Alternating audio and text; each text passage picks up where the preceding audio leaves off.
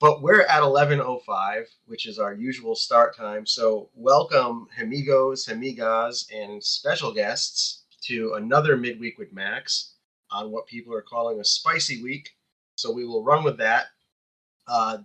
We are joined by our usual crew, Josh, folks from the engineering team, our co-founder Max, and today we have a guest, Akhtar. Am I saying that correctly? Please forgive me if I'm not. It is still correct. I think last time we had these pronunciation issues as well, but maybe I'll change it at some point to make it simpler. That is totally fine. And he is representing One Delta, and they are here to talk about a trading competition, I believe. So we're going to give them the floor for the first 5 minutes of the show, and then we're going to get into our usual things. So take it away, sir. So yeah, as you've pointed out, we have a trading competition going on, and generally we've seen decent traction there. And of course, we'll just want to tell everyone again that just trade on One Delta. You'll get not only the best rates, you'll also get the chance to win prizes based on the volumes you trade. And also to support our trading competition effort, we've also integrated additional bridges to make the bridging to Hemi more optimal. Most notably, we've integrated Gassip. If someone has heard of them in the past, it's actually not as popular, but you can actually bridge the most exotic bridge from and to the most exotic chains. So from that, you can actually bridge from Plume or Lisk to Hemi. It's fairly interesting. And you, for smaller sizes, so if you're, for instance, not like a whale or something, then you can easily bridge a few hundred or a few $1,000s worth without any price impact. It's a really great bridge, and we support them now with our UI. So if you have any funds sitting around, that's probably the easiest way to make use of them. And of course, if you want to bridge the larger funds, you can always revert back to Stargate, which we've also integrated, so that you also get the very large amounts bridged to Hemi very quickly. And on top of that, we've also improved some of our UI parts. So if you've seen, for instance, on our margin page, you have now more easy overview of all the lending options. And regards to that, you also, of course, can use lending itself for the trading competition. So if you trade with margin, let's say you don't have $100 worth that you can trade, you can always multiply it by 5x if you use Zero Lend or Lendos, and then use it to swap there. You generally get some decent rates here and there with them. Also, I think I've recently seen them. Gearbox also has shown up on Hemi. That's also great to see. More lending options. It'll also be interesting for us at some point. And So generally, what can also be said about Hemi in general is that you have seen crashes in Ether, a few days ago after a big rise. As traders, you always can take a look at some of the more stale swap pools that you have there. You actually see decent opportunities there where assets tend to be mispriced. So a good way to, for instance, use the trading competition in combination with these patterns that you see in the market is when you apply to certain exotic assets that are only in distinct pools that have not much activity. Because what you can do, for instance, that's actually what some trades that I did, is that you just short UniBTC against Ether on Zero Lend. I can just sell, of course, in that way, I can just sell UniBTC without owning it because I can just borrow it. And then I actually buy Ether at a 10% discount because it didn't adjust for the rising Ether price. And then later on, I have this trade now, and later on, I can just bridge it back from anywhere and then basically repay my debt. And that way you can make decent profits on certain exotic assets. And of course, that also gives you participation in the trading competition itself on top of the arbitrage profits. So generally, to anyone also interested in trading in general, and especially making use of price discrepancies that you see on certain illiquid assets or less liquid assets, so generally a great opportunities here and there. Obviously, you won't see these kind of opportunities with the the blue like the larger liquidity pools. Like you won't see it in, or not as much, at least in Ether, USDC, VUSD, and so on. But like some of the BTC LSTs still have these discrepancies that is like really, really good to use. And also for when you're a beginner trader, it's a good way to actually see how this trading or like how trading or like the swap pools that you see on various chains behave. And really, it's a good way to learn on how to make use of it to the maximum extent. That is incredible information, sir. And where can the amigos find you and the trading competition online? So you can go to app.onedelta.io. We added a banner. Some might find that annoying, but it'll just drop you to a page where you can directly bridge. So if you click on the banner and it tells you to bridge right away, you'll be pre-configured from Arbitrum to Hemi. You obviously can, with our really recent integrations, you can literally select any chain. So you can bridge from Sonic, from Base, Unichain, Katana, and so on, and it'll just work. And you'll get really low slippage there. And also, we have our leaderboard that you find in app.onedelta.io/rewards. If you go on the leaderboard, you have like the daily leaderboards. Then you can track what your positioning is and see how well you're doing. And then you can also potentially snipe someone that tried to rank first. But you can, of course, like use the leaderboard to position yourself more favorably in that regard. Excellent info, sir. Thank you so much for your time. We really appreciate you coming out and talking about that. I shared your X link directly in chat. So, amigos, please feel free to go check that out immediately. Join the trading competition if that's what you're into, and rock and roll. Thank you so much for joining us. Love to have you back. Yeah, always great to be here. Thanks a lot. Yes, sir. All right. And now we have something like 74 questions, Josh was saying, or maybe not 74, but it seemed like an exorbitant amount. So without further ado, I'm going to turn it directly over to Hemi co-founder Max Sanchez for his update. All right, awesome.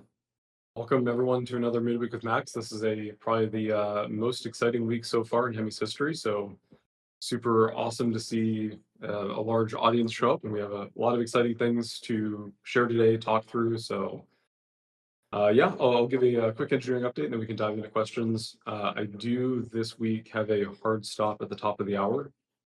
So there's a lot of things behind the scenes. We got to keep trains running, so we'll have to be dropping for that hard stop if things do run long. I know we have tons of questions, so we'll try to go relatively quickly and cover the most important things relevant to everything going on this week.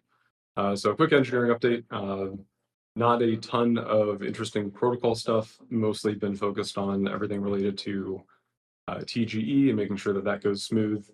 We are continuing to work on the ZK provability for the Hemi network, continuing to work on some improved end-to-end testing frameworks for various deployments of things, upgrades of smart contract systems, things of that nature, various infrastructure improvements. But beyond that, a lot of course, focus has been on TGE, on closing out the points program, making sure everything is good to go live for the claim checker and the eventual claim page. And so just getting all that coordinated and organized, a lot of moving pieces, but most of that is collapsing. So we should have the claim checker page live within the next roughly 20, let's say 30 hours from now. So, afternoon Eastern time tomorrow, Wednesday. So working on getting that up, just finalizing some things on the point side to make sure everything's accurate. There may be a few straggler numbers we have to update between that going live. So numbers may increase slightly from the claim to the claim checker to the main claim page. Possibly, it depends on whether just everything can collapse today. There's some third parties we're waiting on final updates and information from for, especially on the absence side, there's a few minor edge cases. So working through those, we think we have Testnet pretty much done. So just running that through the final demos filter. And then for mainnet, again, just working on those few edge cases to make sure we have everything as accurate as possible. So all of that's moving. We'll have a lot more announcements coming out this week. Right before this, the funding announcement went out, so another 15 million raised for the project. And so I'm sure most of the people here have seen that. It's been circulating on Discord, but super exciting, well-timed announcement there going into TGE. We do not have a TGE date yet, but we'll be announcing that very, very soon. And yeah, I think those are the main updates. A lot of other stuff that I'm sure we'll get into as we go through questions, but I'll hand it over to Rick. And there's the mute button. All right. Well, we're going to go ahead and skip the first question, which was when TGE, because you just addressed that. So that is coming soon. Great. Okay. Moving on. Passport holder updates, Max. Yep, I can give an update on that. We'll have a more detailed announcement on the exact mechanics coming out very soon. But super high level for most people who bought nodes, and if you're not sure if this is you, then this is you. What we're going to be doing is issuing a refund for the purchase price of the nodes, and then counting the purchase price of the nodes as TVL from the time that you bought the node until the time of TGE. So basically, and again, we'll get into exact mechanics and multipliers, but essentially, if you bought a node, you'll be getting your original purchase price back, and then a points equivalent in the mainnet season 1, equivalent to if you had deployed that value of TVL with close to the maximum multiplier possible through the mainnet season 1. So again, final details on that coming soon, but that's the 95% of the mechanics there. Awesome update. All right. Is there any more information about the 15 million funding round that was announced today? I don't personally have anything additional to share on that. I do see Mo is on. I'm not sure if Mo wants to hop in here with anything else to share on that side. Happy to share as my first participation in Midweek with Max. So this is super exciting to join Midweek with Max. The funding announcement is a fantastic announcement on the road to TGE.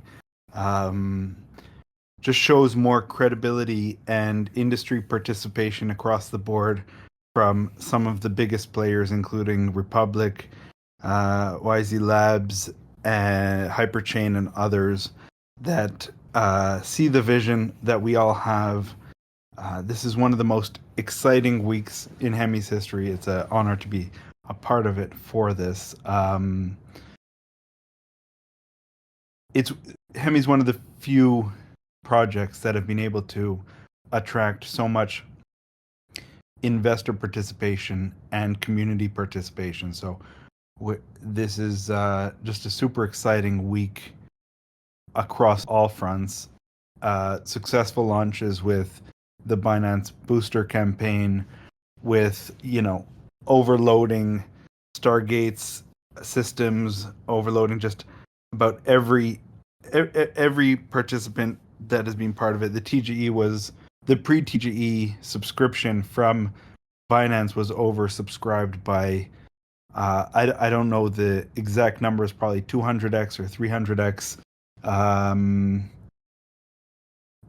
It's all indications across the board from the industry are pointing towards a fantastically exciting time in the industry, in any L2 meta that's going on in the industry, and Hemi is here to capture all of this interest and all of this excitement. And very soon we'll have some more updates. There's going to be a lot of fireworks this week, so stay tuned for all of this. Prepare for fireworks, amigos. All right. Under the category of Hemi, which is the most generic category I think Josh has ever written, will there be a Hemi Foundation? And if so, what will its role, governance structure, and funding model be?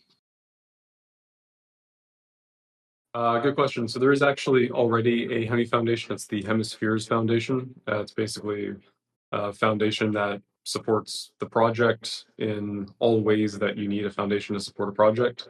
So we'll probably have more info on the actual mechanics of that in the near future. But there is already a foundation set up. The actual role that it plays in the network will change over time, especially as we get through our decentralization roadmap. But at the moment, there is already a foundation that is essentially operating the project. A lot of the things that you see going on in the day-to-day. And yeah, some more info on that soon, but there is already a foundation established, and that is just sort of the general pattern you see for most new crypto projects. So what you see with other projects, similar pattern applies to what we're doing with Hemi. All right. How does Hemi define early supporters? It's a bit of a vague question. I think there's a couple different categories. There's obviously the people who helped us stress test everything in Testnet. There's the people who have been, I'd say at this point, anyone who is in Hemi pre-TGE is sort of an early supporter. Like you were here before the token existed. You were here contributing TVL, contributing to the community, helping test the product, helping build the community, get the word out about Hemi before we actually launch a token, and betting a lot on this team, on the future of this project, this technology that we're building. And so it's a couple different, it's a gradient. There's no Boolean value, is early contributor or not. But definitely we appreciate everyone, no matter what time you came, whether you popped in yesterday and are just learning about Hemi, whether you were here in Testnet, over a year ago, testing out pop mining and helping us stress test a lot of the early systems, helping us find bugs, helping us test edge cases. And so everybody's contributions, no matter when you came and what you did for the project, are greatly appreciated. And it's impossible to capture all of that value. A lot of the stuff's, it's either offline, it's not trackable, it's social media stuff, it's community building, it's coming to events, it's helping people out in Discord. And so appreciate everybody who's been with us on this journey so far, and looking forward to an amazing future and all the things that we could quantify for how people contributed to the network. We have tried to capture that in a robust way between the testnet and the mainnet season 1 points. And again, final details on that coming out extremely soon with the claim checker. But even if what you contributed is not something that immediately bubbled up to points in testnet season 1, points in mainnet for providing TVL and various protocols, we still appreciate your contributions, and hopefully as we expand in the future, there will be more ways to recognize and incentivize that as well. All right. Hey, speaking of the future, I've always wanted to add the hell to a question, so I'm going to do it with this one. After TGE, what the hell's next for Hemi? Oh, tons. I'll speak to the technical side, and you've probably heard this the same spiel a million times, and maybe to some people it sounds like a broken record, but I think we have a lot of new faces here as well, so it's a lot of exciting stuff to share. So major one, two giant tech milestones in the relatively, quote unquote, near future, the things that are being actively worked on or we will start working on in the very soon. The first being BitVM, and under that there's more stuff in there. Actually, HBitVM, that's what we call our variation. And so essentially we've combined, Hemi's core thesis is take the best aspects of Bitcoin, take the best aspects of Ethereum, combine them together to create something that the value of the collective is greater than the sum of its parts. And so how do you take Bitcoin security? How do you take Bitcoin's large total assets and liquidity? How do you take Ethereum's programmability, Ethereum's flexibility, Ethereum's growing ecosystem for supporting L2 networks with things like DA? How do you take tools in the Ethereum ecosystem? A lot of the work that we've seen with ZK provability, a lot of the work that we've seen with just dApps in general. How do you plug into that and benefit from the liquidity and assets that Ethereum has developed over the last decade? And so sort of walking that same approach forward to the extreme with HBitVM, basically our positioning between Bitcoin and Ethereum puts us in a really unique position to combine Bitcoin and Ethereum security together to keep each other in check and create more secure zero knowledge proofs of anything going on both of those networks and on Hemi itself. And that gives us a lot of advantages in building a BitVM type system.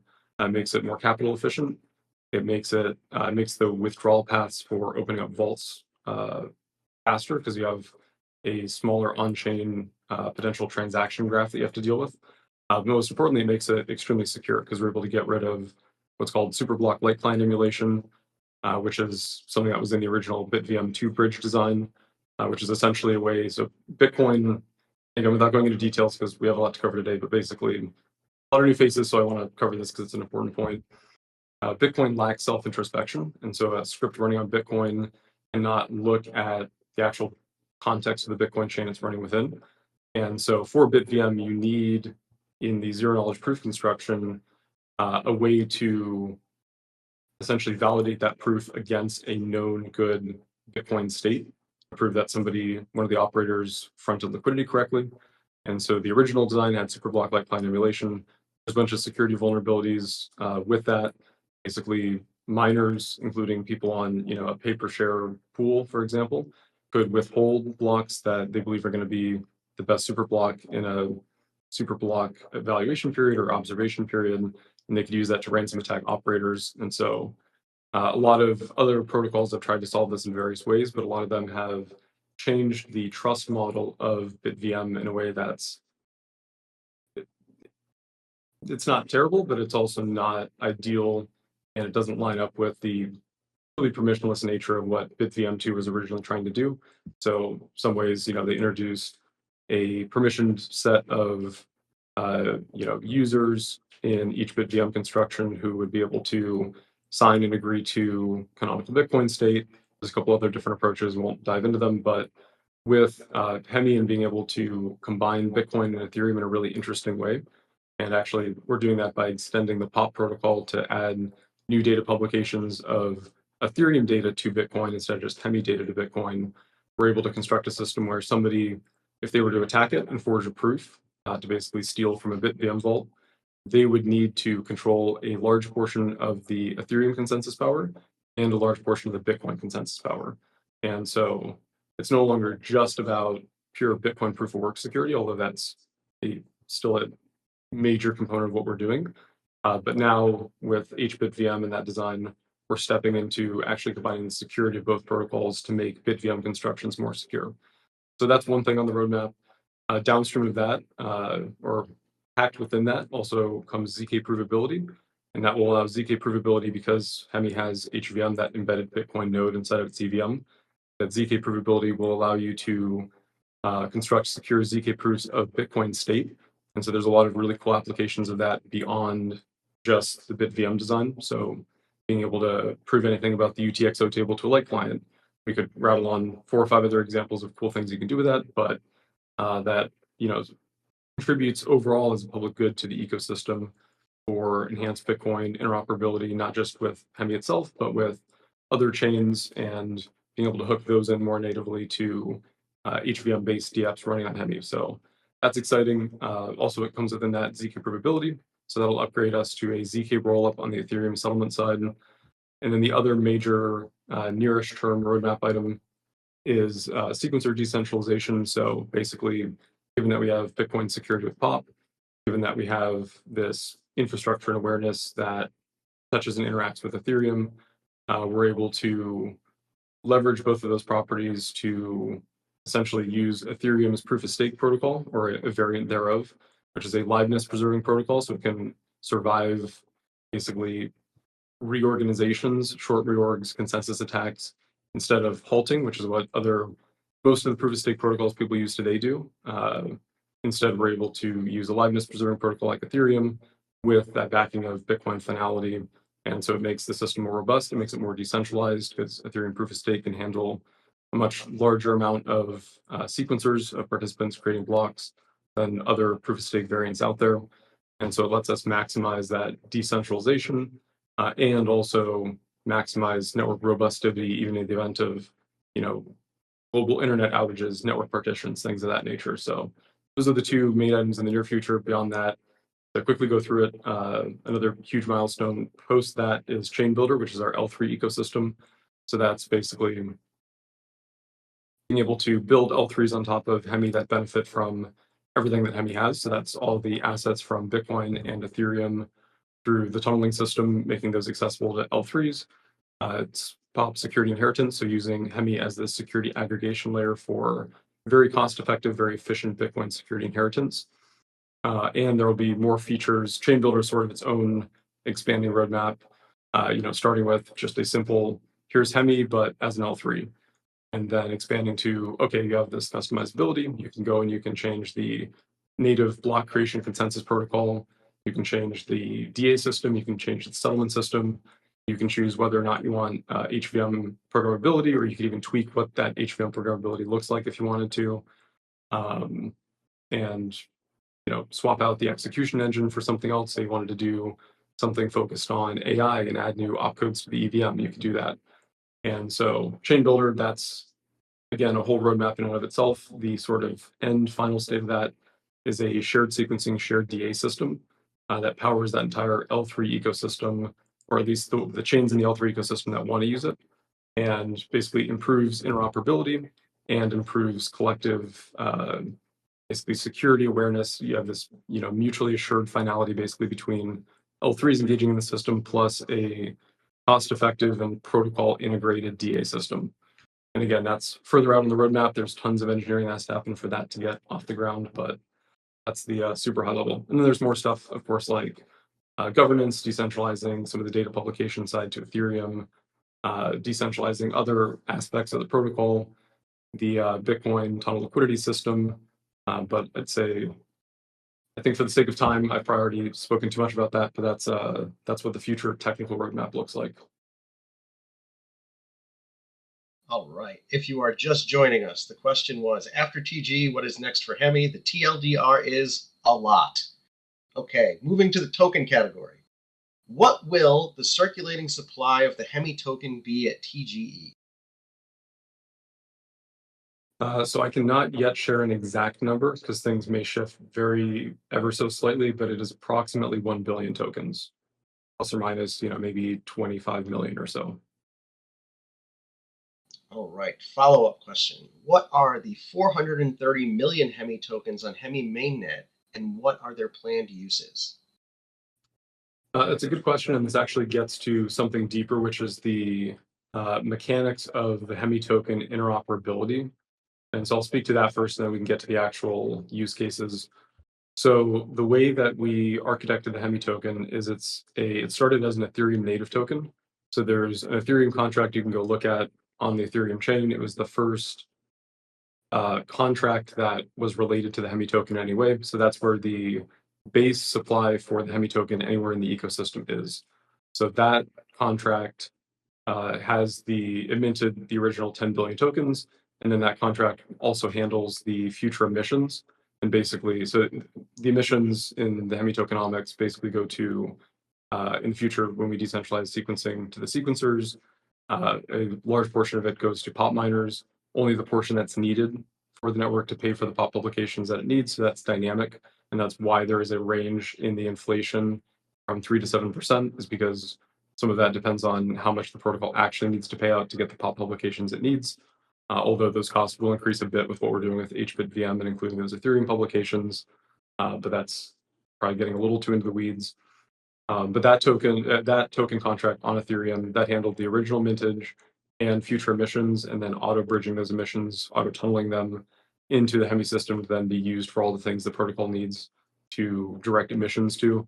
In the future, that may also include directing a portion of those emissions that aren't used for any other direct, security purpose like decentralized sequencing or pop publications.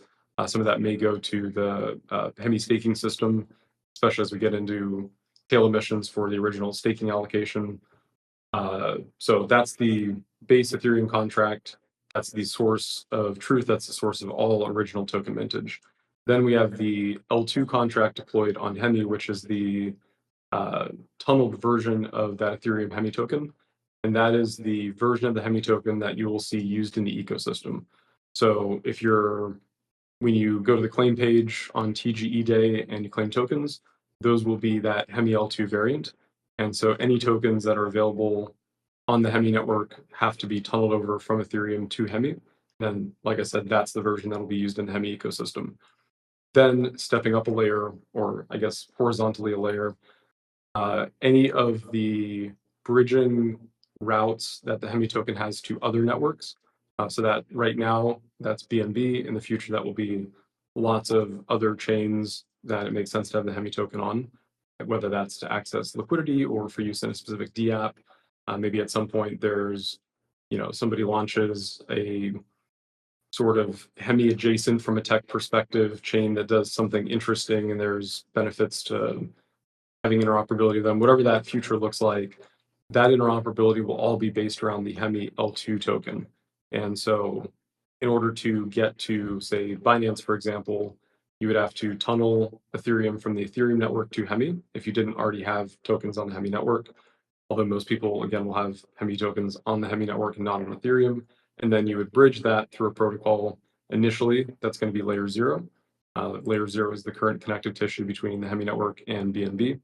And in the future, that could also be other interoperability protocols. It could depend on the chain. So maybe it's layer 0 to get to, BNB and Optimism and Arbitrum, and perhaps it is, some other interoperability protocol like Hyperchain, for example, to get to the Solana ecosystem or whatever. But basically, all of that, taking the Hemi token outside the Ethereum to Hemi context and bring that to other chains, that's all going to be based around that Hemi L2 token. And so then to settle that back, you would bridge it back to the Hemi network. So most of the Hemi tokens that are in use for anything useful are going to be circulating on the Hemi network. But it does have that base contract on Ethereum. There's a couple of reasons for doing that I don't think we have the time to get into, but basically it makes integrations easier because you have this base Ethereum source of truth that people can look at. In the worst cases, if you're integrating with some service that's not going to run Hemi nodes and Hemi infrastructure, you can always fall back to that Ethereum version in the worst case. But so that's the actual stack of how the Hemi token operates across Ethereum, Hemi, and all the chains that the Hemi token will be bridgeable to. So the original question was, what are the 430 million Hemi tokens on Hemi mainnet? What will they be used for? So the current supply that exists on the Hemi network is primarily to facilitate that bridging of the Hemi token to BNB chain for all the campaigns we're doing and everything else there. We will be tunneling additional Hemi tokens from Ethereum. So if you're watching on-chain data, you'll probably see that in the coming days to prepare everything from the claims checker to the pop points distribution to setting up initial liquidity pools, everything else that goes with a TGE launch. And so the number of Hemi tokens that you see on the Hemi network, that does not mean they're all circulating on the Hemi network at that point in time. That is the sum total of all the Hemi tokens that are actually circulating on the Hemi network, plus all the Hemi tokens that are bridged to external systems from the Hemi network. All right. We got a lot of questions on deck. So if you can, give me TLDRs on these. Oh, hell. This one has a lot of slashes and a lot of things in parentheses. What the hell? We'll do it live, baby. Why did the Binance IDO / presale / wallet campaign set an FDV of 0.005 when prior sales, in parentheses, Node License, Voyager, Pathfinder, end parentheses, used higher FDVs, parentheses, 0.33, 0.027, 0.022, question mark. So we'll answer this one really quick. That FDV means nothing. That's just a mechanic to get widespread distribution. It's a price that's agreed upon with Binance. Every project that you see that goes through Binance pre-TGE, they set a very low FDV. So that FDV is basically meaningless. It's just a mechanic of how the pre-TGE works. Awesome. All right. Of the community allocation for Hemi tokens, can you share what percentage is earmarked for testnet rewards versus mainnet rewards? Cannot share that yet, but that'll all be announced around the time that the claim checker goes live. And when does the claim checker go live? Within the next, hopefully, 30 hours. So afternoon, Eastern, tomorrow. That's incredible news. All right. What percentage of rewards will you, I don't know if you can answer this because it might fall under the same category, but what the hell? What percentage of rewards will be subject to vesting? What will the vesting schedules be? And are there extra incentives for choosing longer vesting? I will say we do have a pinned message which explains a lot of this, but if you want to give a quick one on this, Max, we can do it. Yep, yeah, definitely reference the pin message for details. The high level is basically 50-50. So 50% will be liquid unlocked. You can immediately claim it and do whatever you want with it. The other 50% will be a minimum 6-month lockup. And if you agree to longer lockups, you will get more total tokens, and that includes more liquid tokens upfront. So if you were to say, for example, get 100 tokens, you could go with the 6-month option. You'll get 50 tokens liquid day one. You'll get 50 tokens in a staked position for 6 months, and you will earn additional staking rewards on those 50 tokens over those 6 months. If you choose a longer lockup, so if you choose 24 months, you'll get an extra 5%. So that's 55 liquid tokens and 55 stake tokens, and you'll have a higher staking rewards multiplier. And if you choose 48 months, then you'll get an extra 10%. So that's, sorry, I got the math wrong, 52.5 and 52.5 for the 24 month. And then for the 48 month, you'd get 10% bonus, which would be 55 liquid tokens, 55 lock tokens with an even higher staking multiplier on the lock token percentage. So you'd be getting more rewards even over the first 6 months, but especially over the full 4 years versus somebody who chose the 6-month setup.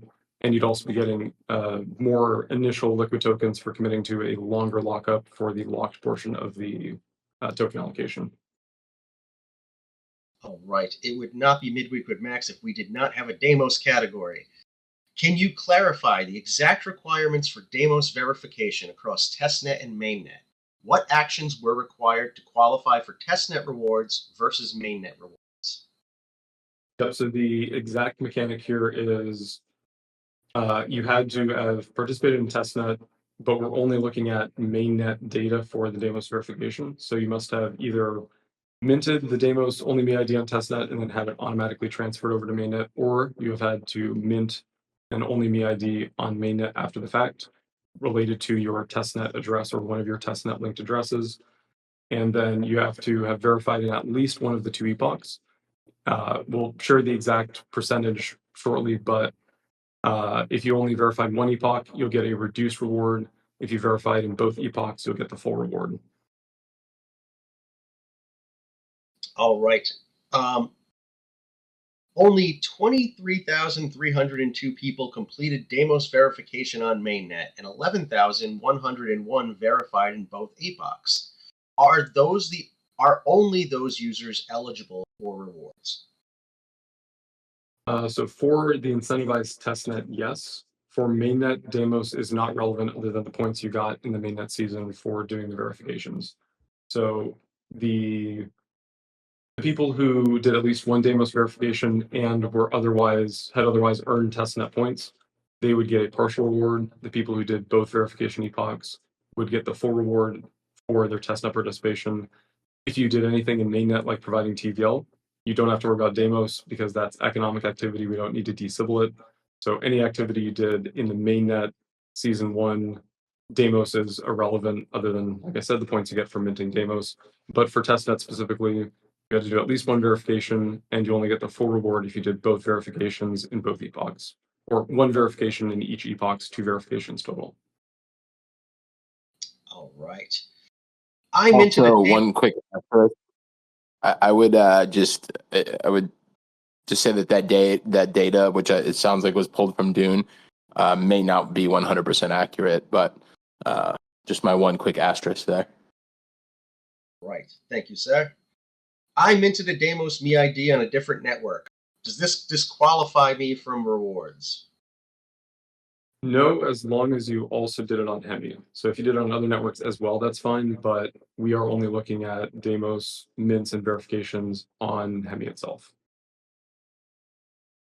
Totally reasonable. All right. Will there be any additional... That's the wrong question. I already asked that. Sorry.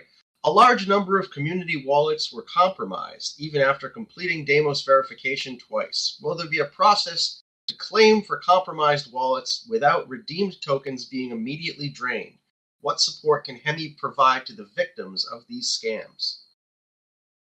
We've done some one-off things to address this in some cases. There's also a lot of cases where people are claiming this and it's not legitimate, and John could get into the details on that, not in the front lines there. So I don't know, John, if you want to speak to this, but in general, we don't have a system for handling compromised wallets.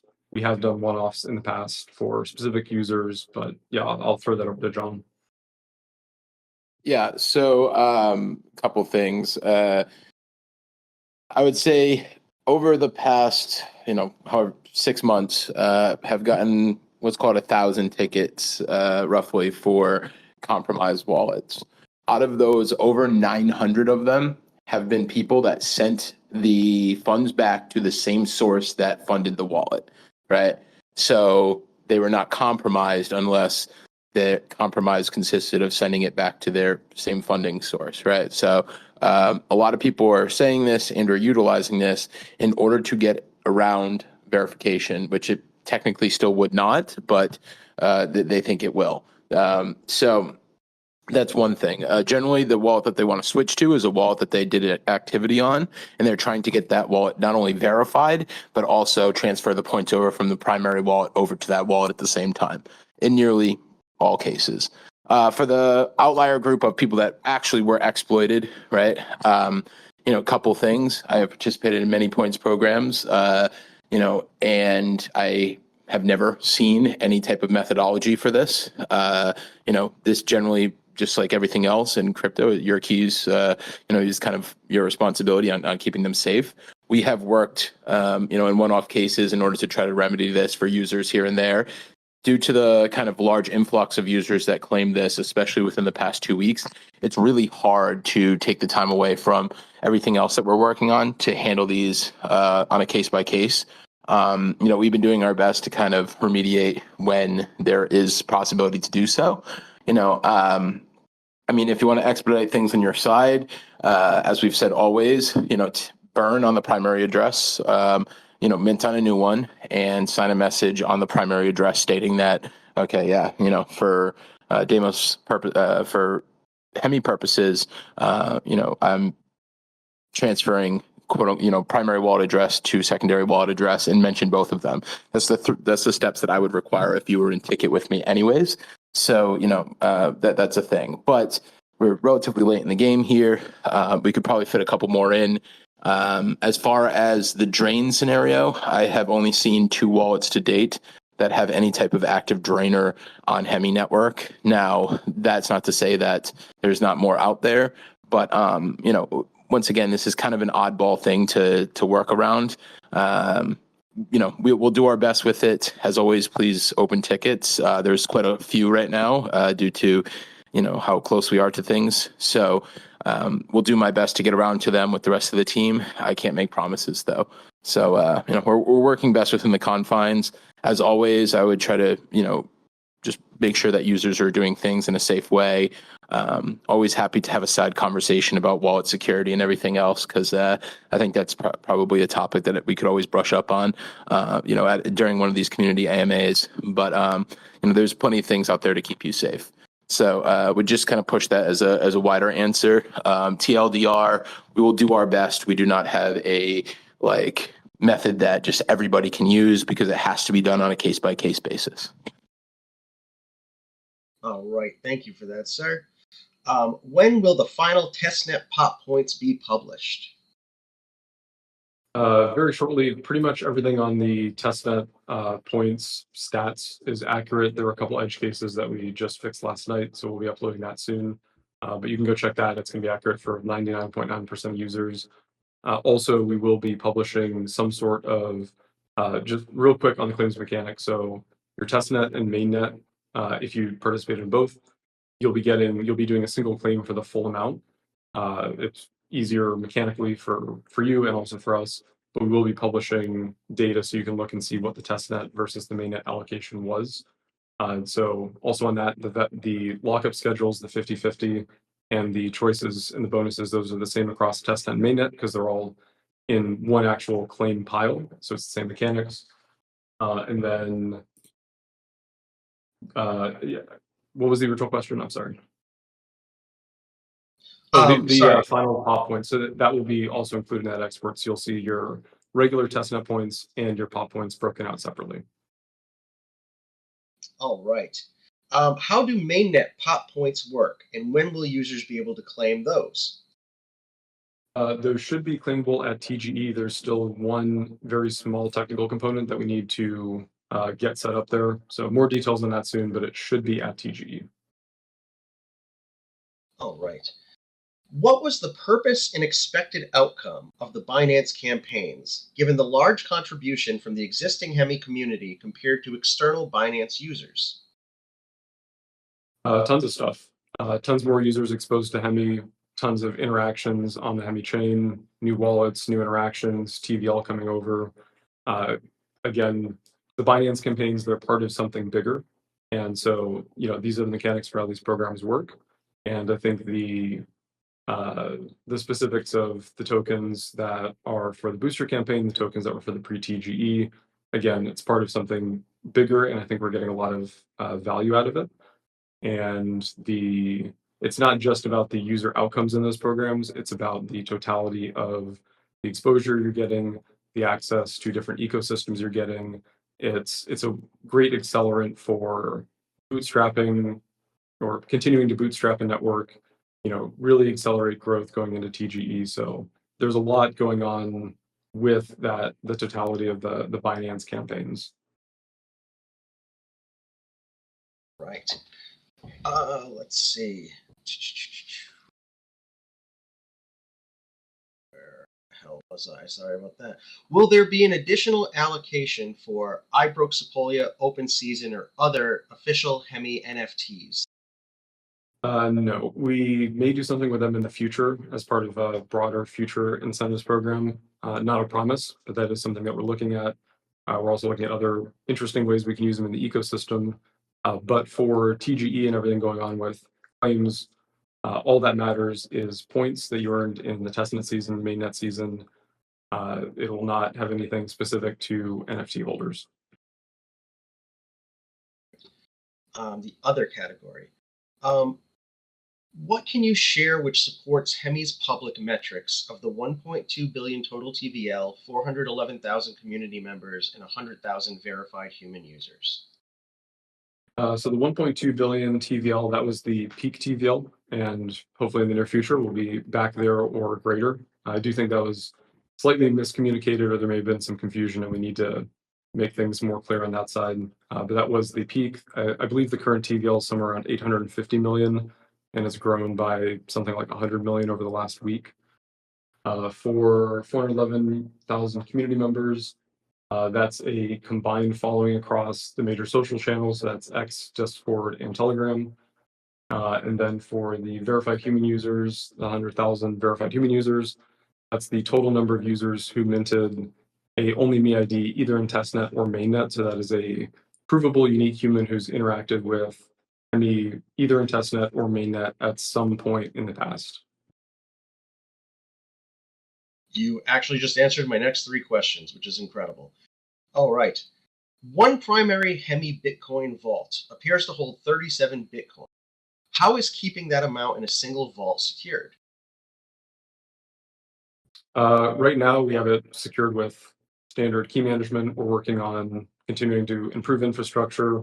You may have seen we did a vault migration yesterday, which is a part of that. We're going to be continuing to migrate that in the future. There's also a improvement coming to the Bitcoin tunnel in the relatively near future that will allow more custodianship customization, so being able to have both a hot wallet and a cold wallet for more security. And also, once we get that Bitcoin tunnel upgrade in place, we'll be pushing to get a lot of decentralized people running vaults on the network, which also improves the robustity of the system. Did we lose Rick? There he is. Discord kicked me off the stage. Sorry about that. What the hell is that all about? All right. How does the Bitcoin vault work? Architecture, custodial model, hot versus cold storage, question mark. So right now it's a decentralized vault system. So basically people can post collateral and run a vault on behalf of the network. Again, we're going to keep this quick because we only have 6 minutes here. But basically people can spin up vaults, collateralize them, store Bitcoin or custody Bitcoin on behalf of the network. That mints Hemi BTC. When people withdraw Hemi BTC, they choose a vault. Right now in the default UI, it chooses the primary vault. But as we decentralize, that will become more dynamic. And so choose a vault, you burn the Hemi BTC, the custodian transfers the native BTC to you, and then the monitoring contracts use HVM to make sure that delivery happened. In the future, as far as custodianship models, hot versus cold, that's going to be with the next Bitcoin tunnel upgrade. There is going to be that, which I already sort of touched on, but the separation between hot and cold for vault operators, so they can choose to maintain only a small amount in a hot wallet to facilitate immediate withdrawals, and then a larger amount in cold storage that they can basically fulfill withdrawals for, but with a longer time delay for the people withdrawing. And then longer term, HBitVM basically removes any concept of custody at all. And it's all just based around essentially that Bitcoin and being able to withdraw it from a HBitVM vault being secured by optimistic verification of zero knowledge proofs in a Bitcoin, essentially in a Bitcoin script, in air quotes. All right. Keeping in mind, we have 4 minutes. Max, what's the difference between a Hemi node and a pop miner? So Hemi node is just running the Hemi software stack that lets you essentially run opgeth and opnode plus other additional optional components. For example, BFG for Bitcoin finality data, etc. And so that's just a node that's on the network connected. You can send RPC requests to it. It stays in sync with the network, and you can look at the blockchain using that node, but it's not doing anything. It's not incentivized or anything like that. In the future, when we decentralize the sequencer, you'll have to run that type of node to run a decentralized sequencer. So you can either run, like Ethereum, you could run a node that does nothing but stay in sync with the network and use it for RPC. You could also stake Ethereum and run a sequencer. So when we decentralize sequencing in the future, there will be that duality of you can just run a read-only node, or you can run a node that creates blocks in the network. Pop miner is totally separate. Pop miner is taking data from a Hemi node, whether that's your own that you're running or one that you're accessing through our or third-party infrastructure, and then packaging data about the current state of the Hemi network and publishing that to Bitcoin for POP security inheritance for Bitcoin finality. I've got a super fast version of that. Go for Hemi it. nodes run the network, pop miners secure the network to Bitcoin. There we go. Love it. Love that for us. All right, we're in the lightning round here, people. Okay, what protections exist to prevent campaigns from disproportionately rewarding non-contributing or low engagement participants?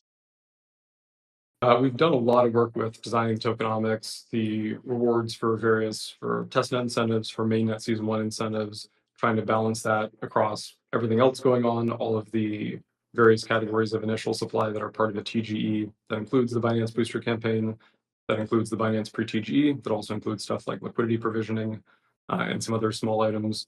So we've done a lot of work to try to make sure that that's fair, that the outcomes people are getting do represent their contributions to the ecosystem.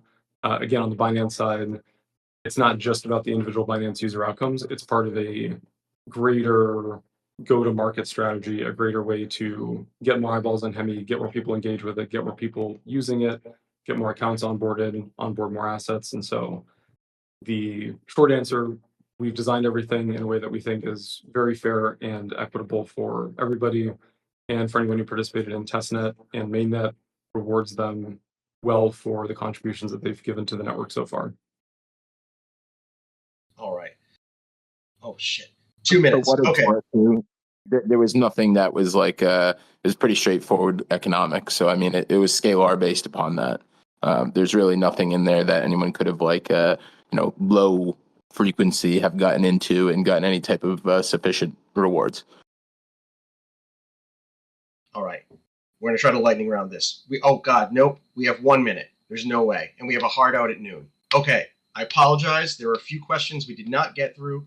What I can say is thank you to our community moderators. Thank you for the record attendance today, and expect a lot of updates this week. Kicking it over to Max, the engineers, Greenwood, and Mo for any outros.